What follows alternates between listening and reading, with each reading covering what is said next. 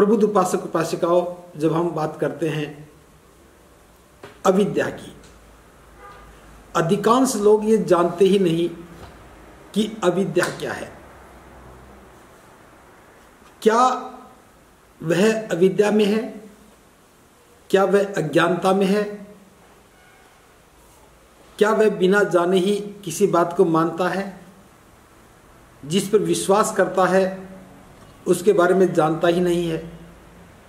ये अनगिनत ऐसी बातें हैं, अगर ठीक से समझ में आ जाएं तभी व्यक्ति को पता चलता है कि वो अविद्या। उदाहरण के लिए मैं बात कर रहा हूं,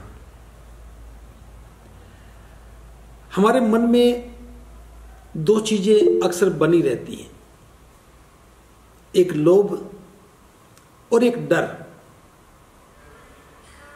लोभ ये रहता कि मुझे कुछ मिल जाए, थोड़े प्रयास में ज्यादा मिल जाए, बिना प्रयास के बहुत कुछ मिल जाए। जब हमारे मन में लोभ पनपता है तब हमारा मन अविद्या में होता है, क्योंकि लोभ को हम पहचानते नहीं हैं और हम उसके पीछे भागने लगते हैं और उसके लिए जो भी हम करने की आवश्यकता समझते हैं करते हैं। जैसे बिना प्रयास किए, बिना प्रयत्न किए, बिना कीमत चुकाए जब हम ज्यादा पाने की इच्छा करते हैं तब हम झूठ भी बोलने लगते हैं, चोरी भी करने लगते हैं। तो ये सारे भाव ये अविद्या में होते हैं और कई बार लोभ मन पर इतना हावी हो जाता है कि हम लोभ के वशीभूत हो जाते हैं, मन में तृष्णा पैदा हो जाती है और हम तृष्णा में उलझ जाते हैं, लेकिन जानते नहीं है कि मैं तृष्णा में फंसा हूं। हम जानते नहीं कि मैं लोभ में फंसा हूं। तो जितने भी काम हम लोभ के वशीभूत करेंगे वे सब हम अज्ञानता में करते हैं, अविद्या में करते हैं। और जो भी काम हम अज्ञानता में या अविद्या में करते हैं वे हमें दुख ही देते हैं, उनसे हमें दुख ही मिलता है। और जब हमारा लोभ पूर्ण नहीं होता, जिसके पीछे हम भाग रहे थे, जिसे पाने की हमारे मन में चाहत प्रबल होती जा रही थी, जब वो पूरी नहीं होती तब हमें निराशा हाथ लगती है, दुख होता है। कई बार हमारे मन में लोभ के कारण डर भी पैदा हो जाता है, अगर ऐसा नहीं हुआ तो क्या होगा। तो पाने की चाहत लोभ पैदा करती है, लोभ पूरा नहीं होता तो दुख होता है। कई बार हमारे मन की चाहत संदेह में आ जाती है तो डर पैदा होता है। लोभ और डर दोनों साथ साथ चलते हैं और हम दोनों को ही समझ नहीं पाते। इसी का नाम अविद्या है कि हम जानते नहीं है कि मेरे मन में लोभ है, हम जानते नहीं कि मेरे मन में तृष्णा है, हम जानते नहीं कि मेरे मन में डर है, बस उसे स्वीकार करते हैं।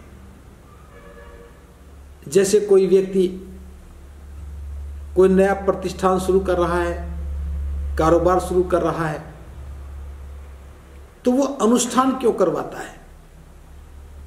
धार्मिक अनुष्ठान वो इसलिए नहीं करवाता कि उसके मन में धार्मिकता है, वो इसलिए करवाता है ताकि उसे लाभ हो। जो अज्ञात के भय हैं वे रास्ते में बाधा ना खड़ी करें, कर्मकांड करने से उसके सारे सारे भय दूर हो जाए। यानी कि यहां भी एक लोभ पैदा होता है, तो डर कर्मकांड करने के लिए बाध्य करता है, लोभ उसे प्रोत्साहन देता है। इस प्रकार जब व्यक्ति के मन में डर और लोभ पैदा होते हैं तो वो और अविद्या को पोषित करने लगता है। अविद्या का यह पोषण, ये मिथ्या दृष्टि है। अनेकों धारणाएं हमारे मन में पलने लगती हैं, उन धारणाओं से हम डरने लगते हैं।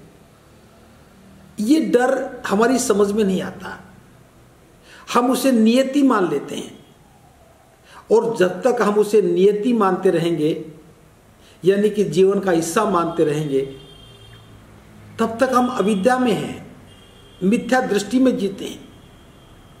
इस दुनिया में अधिकांश लोग मिथ्या दृष्टि में ही पलते बड़े होते हैं। जैसे किसी व्यक्ति का स्वभाव क्रोध करने वाला है, वो बात बात पर क्रोधित होने वाला है, अनावश्यक रूप से झगड़े करने वाला है, कटु बोलने वाला है। अब वह इस बात को स्वीकार करके छोड़ देता है कि मेरा स्वभाव है, वह इसे स्वभाव मान लेता है, उसे अपनी प्रकृति मान लेता है, उसे अपना गुण स्वीकार कर लेता है। वास्तविकता यह कि वह द्वेष का शिकार रहता है, उसके मन में द्वेष पल रहा होता है, वह अहंकारी हो जाता है। अब अहंकार को स्वीकार नहीं करता, अहंकार को समझता नहीं, मन में द्वेष पल रहा है, उसे जानता नहीं, बस उसके परिणाम स्वरूप वह क्रोध करता है, ईर्ष्या करता है, किसी से झगड़ा करता है, लड़ाई करता है। तो ये अविद्या है। हम जानते नहीं उसके शिकार होते हैं, हम जानते नहीं उससे प्रभावित रहते हैं, हम जानते नहीं उसे जीवन का हिस्सा बना लेते हैं।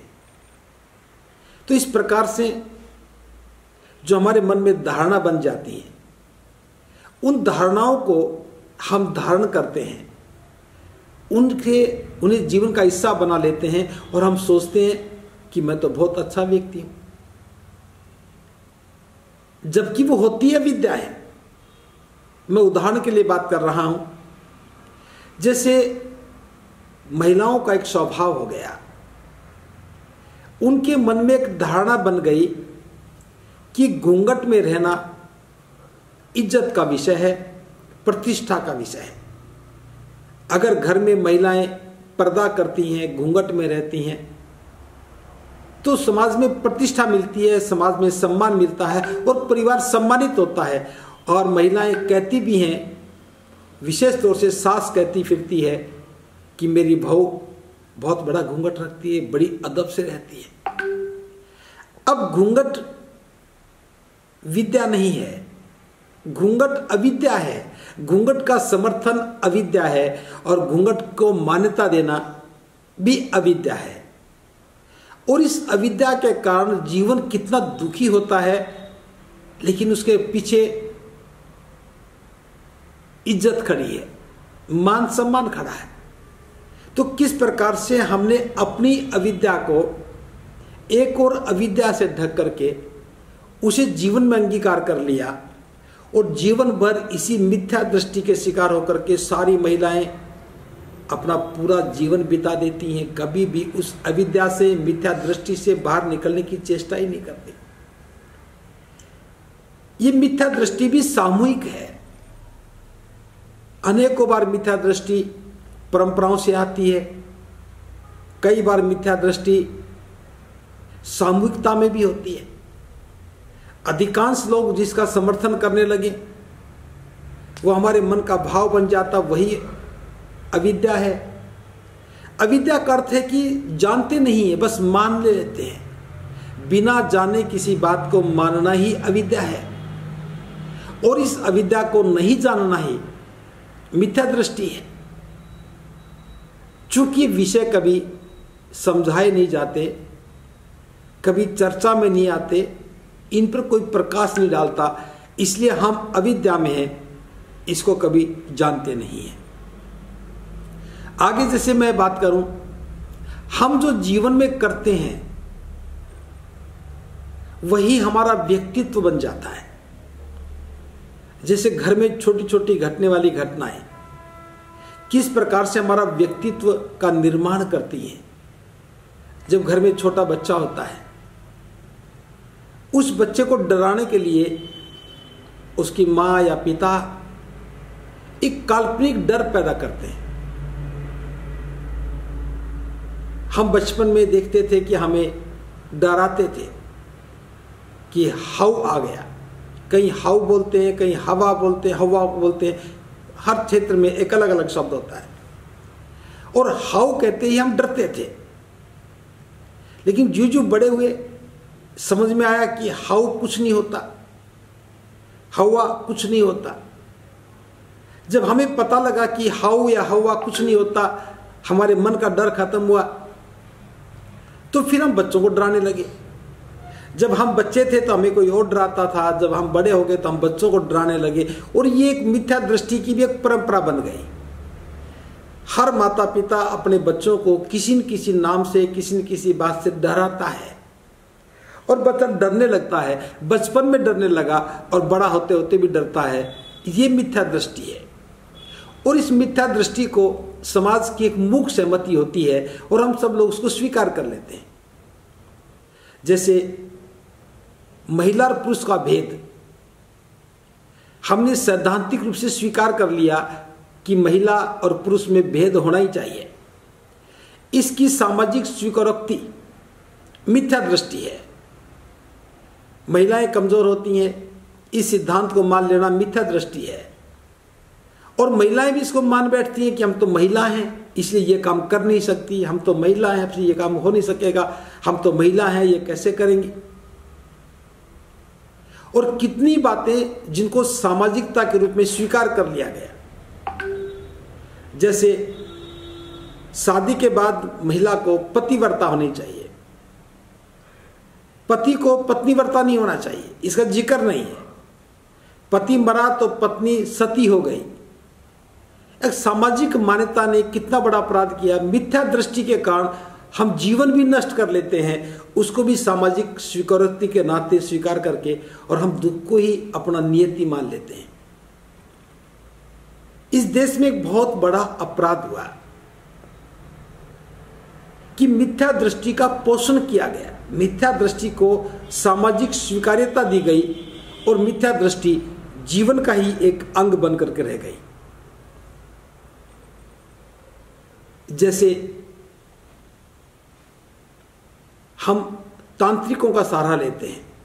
अगर किसी को कोई वस्तु गुम हो जाए तो तांत्रिक के पास जाएंगे, पूछा करने वाले के पास जाएंगे, और वो हमें बताएगा कि तुम्हारी चोरी फला व्यक्ति ने की है।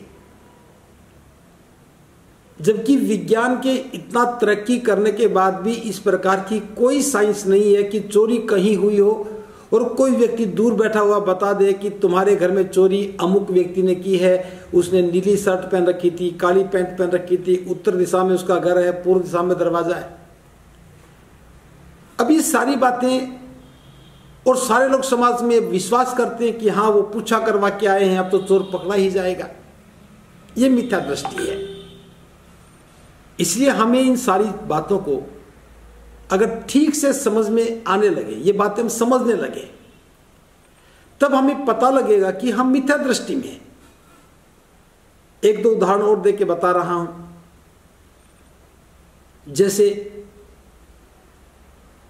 हम घर से बाहर निकले, किसी विशेष प्रयोजन के लिए जाना था, बच्चे को परीक्षा देने जाना था, नौकरी का इंटरव्यू था इसलिए जाना था, या किसी विशेष काम के लिए घर से बाहर निकलना हुआ, और जो ही उठकर चलने लगे तो किसी को छींक आ गई। छींक आते ही आपका भी जीवन का अनुभव होगा, हम कैसा अनुभव करते हैं। मन में भाव पैदा होता है, अरे अब शकुन हो गया होगा, अब तो छींक हो गई, अब तो काम बिगड़ ही जाएगा। इसलिए कहेंगे वापस बैठ जाओ, एक गिलास पानी पी के जाना ताकि उसका प्रभाव खत्म हो जाए, और हम करते हैं ऐसा। ये मिथ्या दृष्टि है। हम बातें बड़ी बड़ी करते हैं और एक छींक से घबरा गए, परीक्षा देने जाना था, किसी को छींक आ गई, क्या संबंध है इस बात का कि अब तो परीक्षा बिगड़ ही जाएगी। घर से बाहर निकले, एक प्रयोजन था, आगे से बिल्ली गुजर गई, जिसे हम अपनी भाषा में कहते हैं कि बिल्ली रास्ता काट गई। हमने किसी ने भी बिल्ली के हाथ में फावड़ा कुदाल देखा नहीं, रास्ता काटते हुए देखा नहीं, और बिल्ली ने रास्ता काटा भी नहीं। लेकिन हमने क्या कहा कि बिल्ली रास्ता काट गई, अब तो अपशकुन हो गया, अब तो बिल्कुल भी पास नहीं हो सकेंगे, काम बिगड़ेगा। मन में भय पैदा हो जाता है। और हम कितनी भी विद्वता की बात करें, लेकिन मन में जो डर है वो बाहर निकल के आता है। अरे क्या फर्क पड़ता है, लौट के चलो, 2 मिनट के बाद जाऊंगा। ये जो भाव मन में है, वापस आएगा, थोड़ी देर बैठेगा, और मन में तो डर ही पैदा हो रहा है। बिल्ली रास्ता काट गई, अब तो बिगड़ने वाला, परीक्षा का बेकार हो जाएगी, कुछ लिख नहीं पाऊंगा, अब तो अपशकुन हो गया। जिसके मन में इस प्रकार का डर है वो अविद्या है। और सबसे आश्चर्य की बात है कि हम इसे कभी स्वीकार नहीं करते कि मैं डरता हूं। जैसे हम घर से बाहर निकले, अब कुत्ते तो कदम कदम पर मिलेंगे। घर से बाहर भी कोई कुत्ता बैठा था, जो ही हम बाहर निकले उसने कान फड़फड़ाए, कान हिलाए। हम इसे कान फड़फड़ाना कहते हैं। जब कान फड़फड़ाए और हम डर गए, अरे कुत्ते ने कान फड़फड़ा दिए, अब तो काम बिगड़ ही जाएगा। कुत्ते को अपना काम करना था, कान में मक्खी बैठी होगी, उसे उड़ाना था। उसको उड़ाने के लिए यही तो उपाय करना है कि वो कान को हिलाने लगे। सिर को हिलाएगा तो मक्खी उड़ जाएगी। और घबरा हम रहे हैं, कुत्ता अपना काम कर रहा है, हम घबरा रहे हैं। बिल्ली अपना काम कर रही है, हम घबरा रहे हैं। किसी व्यक्ति को छींक आ गई, उसकी शरीर की अपनी क्रिया थी, छींक आ गई, आती भी है, हर बार आती हैं। उसका हमारे काम से क्या संबंध था? अब ये जो विचार है, ये जो भाव है, ये अविद्या है। और इस अविद्या के भाव में अधिकांश लोग बंधे हैं और हम इसे डरते हैं। ये डर ही उस अविद्या का परिणाम है कि हम जानते नहीं हैं और डर पैदा हो गया। हमारी अच्छी तैयारी थी, लेकिन अपशकुन हो गया, अब तो पेपर खराब हो जाएगा, अपशकुन हो गया, अब तो इंटरव्यू बेकार हो जाएगा, अपशकुन हो गया, अब तो जिस मकसद के लिए जा रहा था वो तो काम बिगड़ ही जाएगा। ये जो भाव मन में उत्पन्न होते हैं, यही अविद्या है। अनर्थ की आशंका, जिसको जानते नहीं, हमने परिणाम घोषित कर दिया, अब तो काम बिगड़ने वाला है। तो आप समझ रहे होंगे कि छोटी छोटी बातें जिनकी आज तक हम अवहेलना कर रहे थे, जीवन निर्माण में इन बातों का कितना महत्वपूर्ण स्थान है। हम बच्चों को बहादुर बनाने की बात करते हैं, लेकिन बिल्ली के आगे गुजर जाने से उसको किसने रोका? मां ने रोका, पिता ने रोका, बेटा वापस आ जा, अपशकुन हो गया। अब एक पाठ पढ़ लिया बेटे ने कि अगर आगे से बिल्ली निकल गई तो अपशकुन हो गया, कुत्ते ने कान फड़फड़ाए तो अपशकुन हो गया। बहुत सारी बातें हैं, किसी को छींक आ गई तो अपशकुन हो गया। और ये पीढ़ी दर पीढ़ी हम आने वाली संतानों को भी ट्रांसफर करके जाते हैं।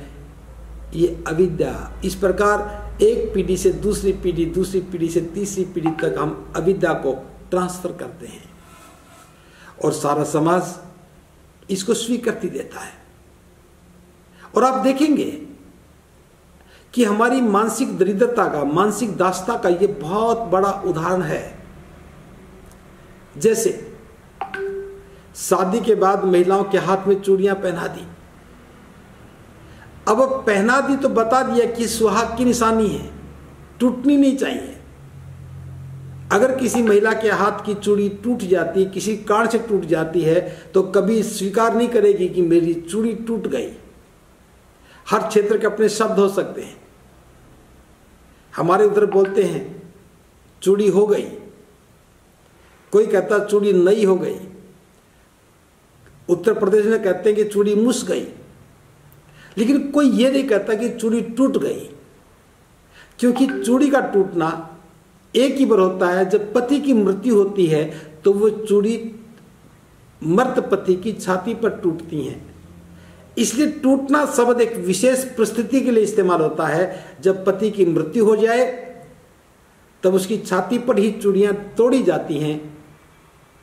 इसलिए इसके अलावा चूड़ी कभी टूटती नहीं है, वो मुस जाती है, वो हो जाती है, नई हो जाती है, और बहुत सारे शब्द होंगे, मैं सभी के लिए नहीं जानता। अब यही डर है, ये डर ही अविद्या है, और ये अविद्या ही मिथ्या दृष्टि है। कि हमारे मन में एक भाव पैदा हो गया कि अगर ऐसा होगा तो अपशकुन होगा।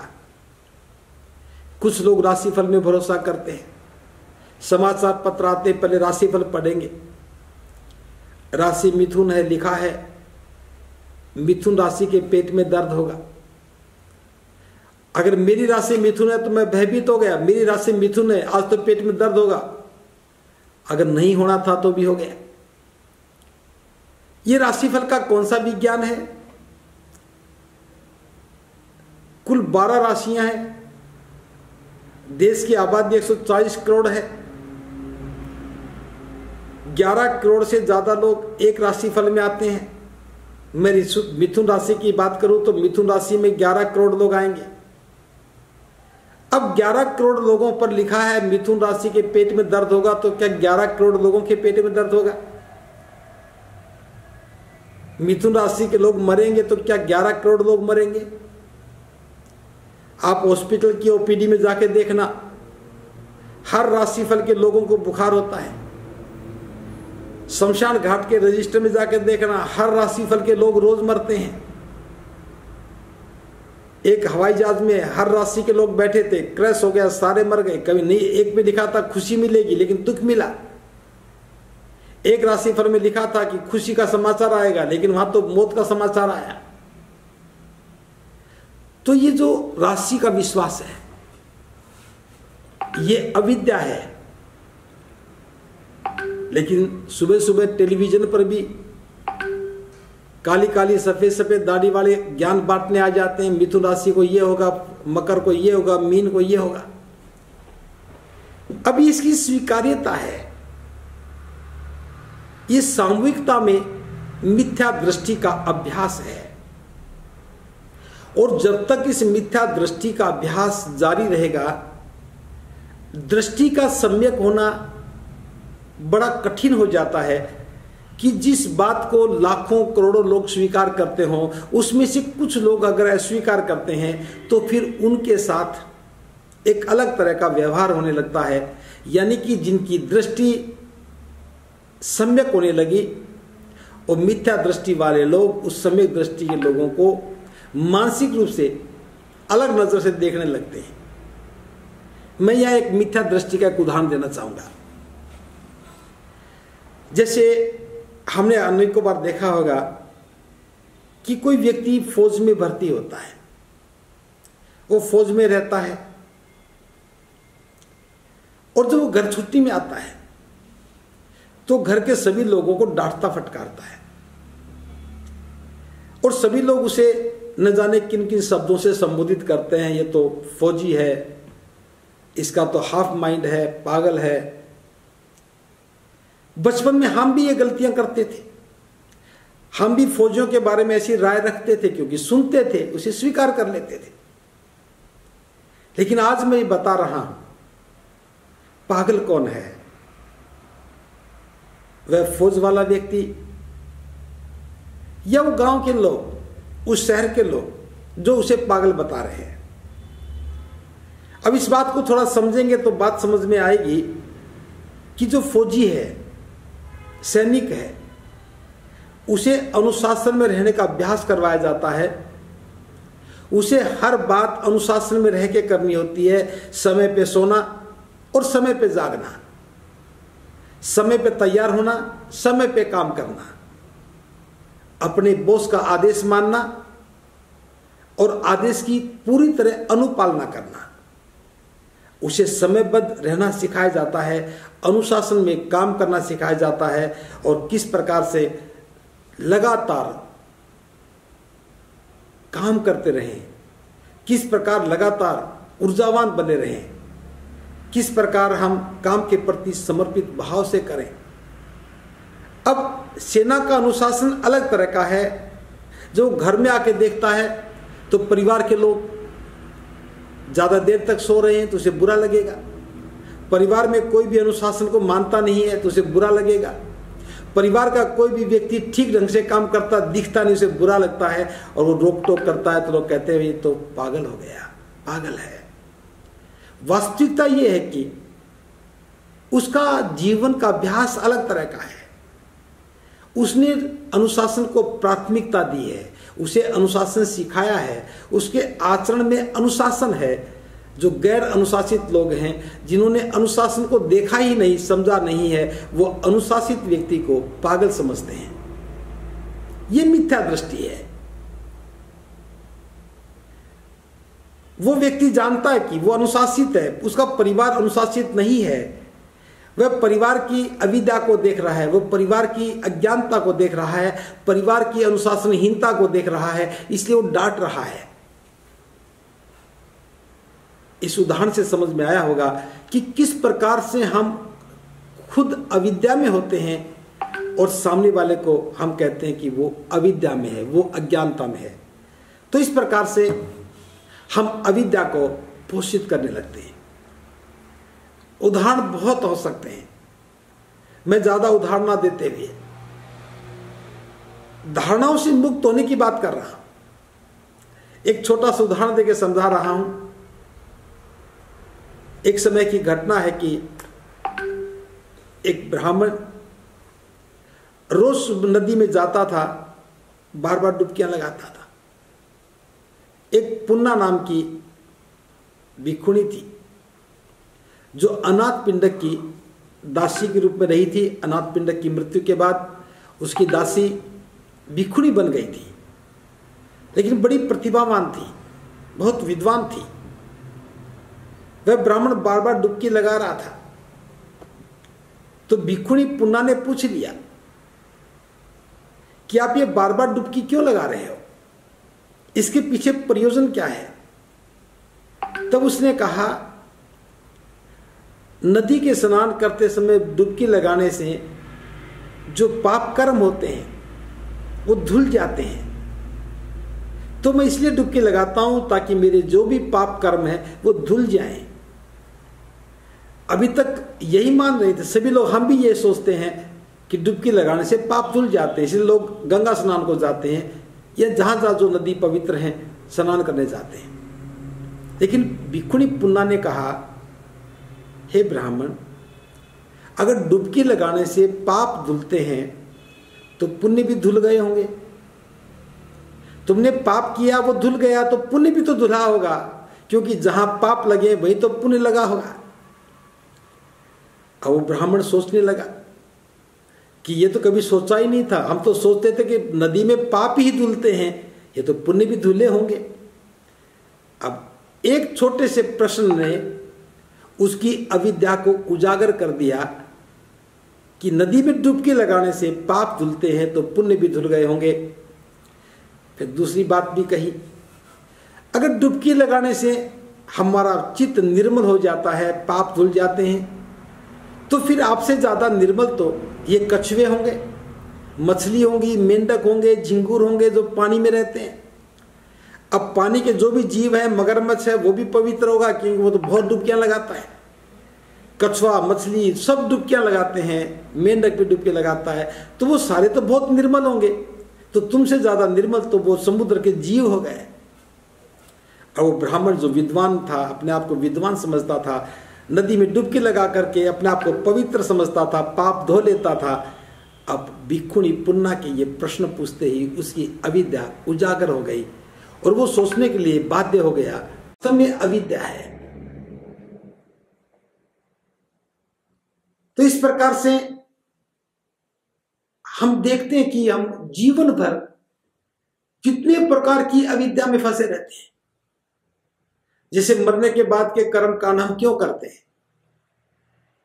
हम जानते नहीं कि जो व्यक्ति मर चुका है, उसका अंतिम संस्कार किया जा चुका है, उसका शरीर नष्ट हो चुका है, उसके सारे शरीर के अंग जल चुके हैं, उसमें जो पानी था वो पानी में चला गया, वायु वायु में चली गई, अग्नि अग्नि में चली गई, और जो हड्डियां बची, राख बची, धरती में आ गई, पृथ्वी धातु थी। हम सब जानते हैं।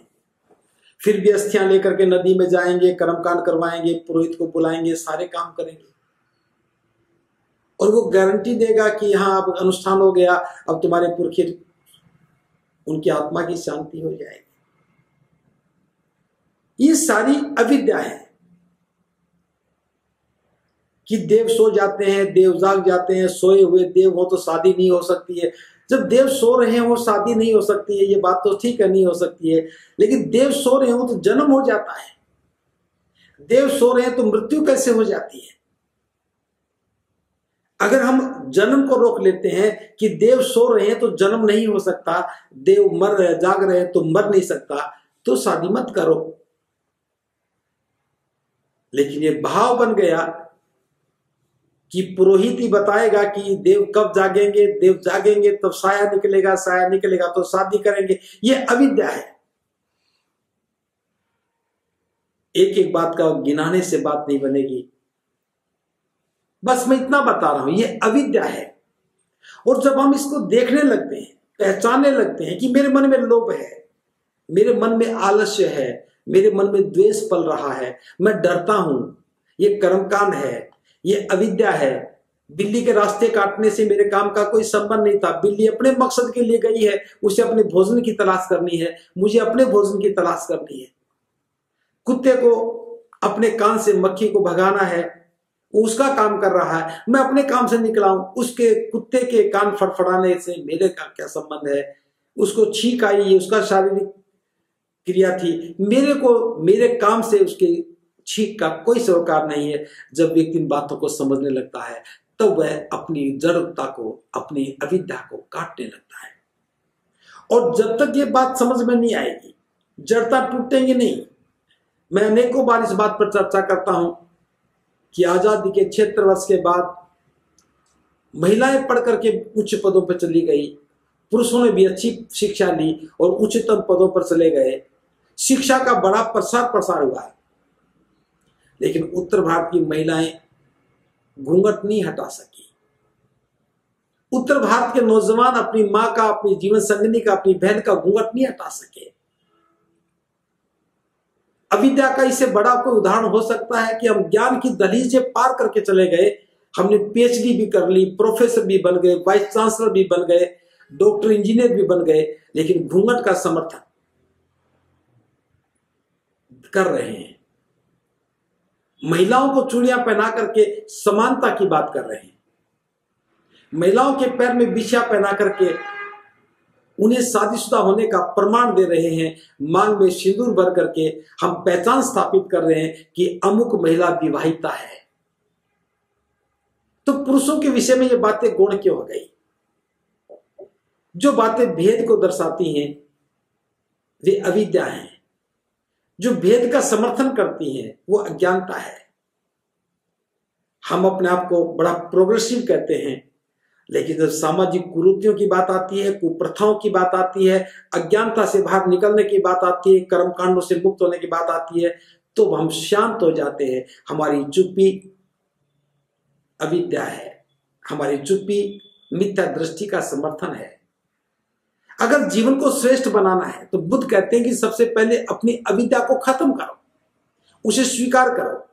और ये कब स्वीकार होगा? जब हम ठीक से देखने लगेंगे, समझने लगेंगे कि मैं जो कर रहा हूं क्या वो लोभ के वशीभूत तो नहीं है, जो मैं कर रहा हूं क्या मेरी तृष्णा तो नहीं है, जो मैं कर रहा हूं क्या ये मेरा डर तो नहीं है।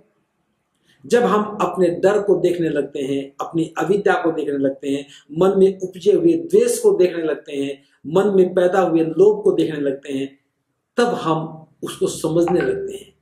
और समझ जाना, समझ करके उसे मुक्त हो जाना, यही सम्यक दृष्टि है कि जब हम अपनी अविद्या का नाश करते हैं और हम बंधनों को तोड़ देते हैं। जैसे एक महिला चूड़ी उतार कर रख दे, पैर की बिछिया उतार दे कि शादी मेरी हुई है, इससे कोई संबंध नहीं है, समझना उसकी दृष्टि सम्यक हो गई। जैसे पहले हम देखते थे, भूत प्रेत की बात करते थे, हर चौराहे पर भूत होते थे, दोपहर में भूत में, शमशान घाट में भूत जागते थे। लेकिन जब से थॉमस एल्वा एडिसन ने बिजली का आविष्कार किया, बल्ब का आविष्कार किया, हर चौराहे पर बल्ब लग गए। अब किसी भी चौराहे पर भूत नजर नहीं आते। एक बल्ब लगाने से भूत भाग गए, भूत नहीं भागे। हमारा डर खत्म हो गया। अंधेरे में डर पैदा होता था। जहां अंधेरा होता था, 4 रास्ते होते थे, उसके बारे में हमने सुन रखा था, मन में धारणा बनी हुई थी, वो धारणाएं डर पैदा कर रही थी। बचपन में भूतों की कहानियां सुनी तो भूत दिखने लगे, डर की कहानियां सुनते तो डरने लगते हैं। महिलाओं को डराया गया तो आज भी डरी डरी सहमी सहमी रहती है। महिलाओं को अलंकारों से विभूषित किया गया तो महिलाओं ने स्वीकार कर लिया कि ये उनका सौंदर्य है, सुंदरता का हिस्सा है, ये अविद्या है। जब ये समझ में आती है तब अविद्या का नाश होता है। तो बुद्ध कहते हैं सबसे पहले अपनी अविद्या को स्वीकार करो। अविद्या को स्वीकार करने के बाद उससे बाहर निकलने का प्रयत्न करो। जब हम उससे बाहर निकलते हैं, बंधनों से मुक्त हो जाते हैं, बंधन कटते हैं, अविद्या का नाश होता है, तब मन प्रसन्नचित होता है। क्योंकि परतंत्रता, गुलामी का भाव कभी भी प्रसन्नता का प्रवाह नहीं होने देता। तो मिथ्या दृष्टि गुलामी का भाव है, डर का भाव है, बंधनों में बंधने का भाव है। बिना जाने बातों को मानना ही अज्ञानता है। बिना जाने बातों को मान करके उनका समर्थन करना ही अज्ञानता है, अविद्या है। तो इस प्रकार से हम अपनी अविद्या को पहचान करके, अपनी अज्ञानता को जान करके इनसे मुक्त होने का प्रयास करें। और आप देखेंगे जब हम इनसे मुक्त होते हैं तो हमें स्वयं एहसास होता है कि मैं स्वतंत्र हूं, मैं निर्भय हूं। आज जहां चौराहे पर बल्ब लगे होते हैं, प्रकाश होता है, वहां कोई भी निर्भयता से गुजर जाता है। और कभी अंधेरा भी होता है, तब भी इस बात का भय नहीं होता कि वहां कोई भूत होगा, क्योंकि ये बात समझ में आ गई कि चौराहे का भूत से कोई संबंध नहीं है। बचपन में कहानियां सुनते थे, मन में भाव पैदा हो गया, बच्चों को डराते थे तो बड़े होकर भी डरने लगे। हम डराते थे तो हम भी डरने लगे, जब हम डराते हैं तो बच्चे डरने लगे। परंपराओं से अविद्या चली आ रही है। बुद्ध ने इसे उजागर किया कि जीवन को सुखी बनाना है तो सबसे पहले डर को खत्म करो, अपनी अविद्या को खत्म करो, गलत धारणाओं से, मिथ्या धारणाओं से बाहर निकलो। जो फॉल्स बिलीफ है, मन में झूठे विश्वास पैदा हो रहे हैं, उनसे मन को मुक्त करो। तो झूठे विश्वास से, झूठी परंपराओं से, गलत मान्यताओं से बाहर निकल जाना, इस स्वतंत्रता का बोध है। मन का निर्मल होना है। जब हम डरने से बच गए, हम डरते नहीं है, मन में लोभ नहीं है, किसी के प्रति द्वेष नहीं है, हमारे मन में कोई संशय नहीं है, हमारे मन में कोई आलस्य नहीं है, मुक्त होने का भाव सम्यक दृष्टि है। और सम्यक दृष्टि में जब मन मुक्त होता है, बुद्धि निर्मल हो जाती है। और बुद्धि का निर्मल हो जाना प्रज्ञा हो गई। तो जो ही हमारे मन में दृष्टि सम्यक होती है, हमारी दृष्टि के सम्यक होते ही बुद्धि निर्मल हो जाती है। और बुद्धि के निर्मल होते ही हम प्रज्ञा में स्थापित हो जाते हैं। तो ये पहला चरण बड़ा अद्भुत है। बिना अविद्या को खत्म किए, बिना अंधविश्वास को खत्म किए, गलत परंपराओं से छोड़े बिना, गलत धारणाओं से मुक्त हुए बिना कभी भी मन या बुद्धि निर्मल नहीं हो सकती। और बुद्धि निर्मल नहीं होगी तो फिर सुख का द्वार खुल नहीं सकता। इसलिए अगर निब्बान का द्वार खोलना है, परम सुख तक पहुंचना है, तो उसका पहला कदम बड़े मजबूती से होना चाहिए। और मजबूती भी ऐसी कि मन के सारे डर दूर हो जाएं, अंधविश्वास खत्म हो जाएं, गलत धारणाएं टूट जाएं। और जिस भी क्षण मन इन बंधनों से मुक्त होगा, इन अवधारणाओं से बाहर निकलेगा, स्वतंत्र होने का एहसास होगा, खुशी का एहसास होगा। और हम कहेंगे कि अमुक व्यक्ति सम्यक दृष्टि वाला है, वह कदापि अंधविश्वासी नहीं हो सकता, वह बिना जाने किसी बात को मान नहीं सकता, वह तथ्यात्मक बात करता है, सैद्धांतिक बात करता है, वैज्ञानिक बात करता है और निडर है, निर्भय है।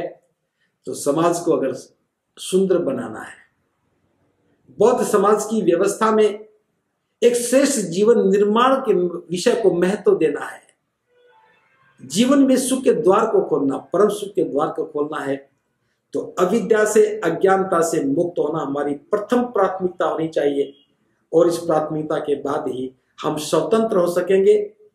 स्वतंत्र हो जाना ही दृष्टि का सम्यक होना है, ठीक ठीक देखना ही स्वतंत्र होना है, बुद्धि का निर्मल होना ही प्रज्ञा है। आज बस इतना ही। इन्हीं शब्दों के साथ आप सबका मंगल हो। भवतु सब मंगलम, भवतु सब मंगलम।